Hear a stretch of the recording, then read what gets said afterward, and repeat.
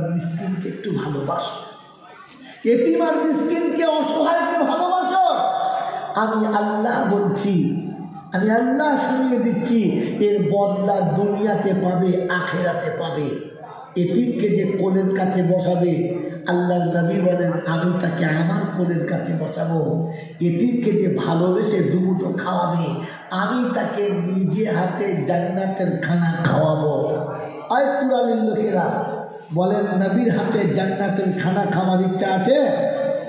আছে ইনশাআল্লাহ? আছে তো? আল্লাহ পাক শোনাচ্ছে, শুনে রেখে দাও।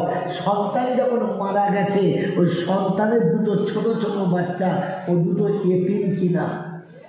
এতিম তো, এতিম তো।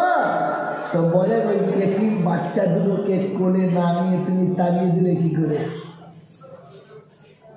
বাপ মারা গেছে, ছোট্ট বাচ্চা রেখে দিয়ে শ্বশুর বৌমার দিকে ভালো চোখে তাকায় না, শাশুড়ি কোথায় কোথায় বলে এই ডাইনিটাই আমার ছেলেটা খেয়েছে। ভাইরা ভাবির দিকে তাকায় না, সবাই যেন কেমন দুশ্মন দুশ্মন ভাব। পরের মেয়ে কদিন থাকবে? একদিন, দুদিন, 4 দিন, 5 দিন, 6 দিন, 8 দিন, 10 দিন।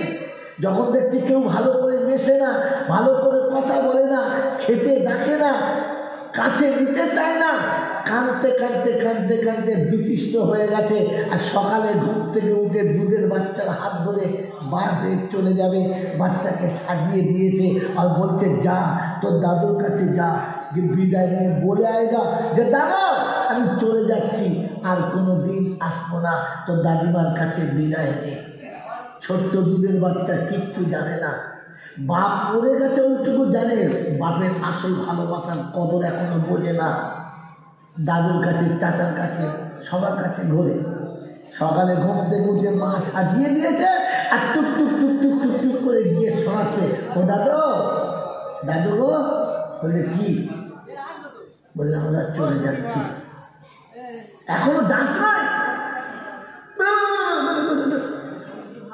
ছোট ছেলে, মনটা খারাপ হয়ে গেছে। দাদুর কাছে বলছিলাম দাদু এরকম দূর দূর করে তাড়িয়ে দিলে।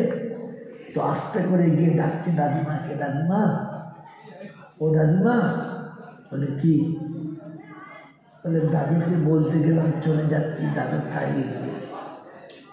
আমার মা আমাকে নিয়ে চলে যাচ্ছে দাদিমা, আমার মা আমাকে নিয়ে চলে যাচ্ছে, আর কোনোদিন তোমাদের কাছে আসবো না।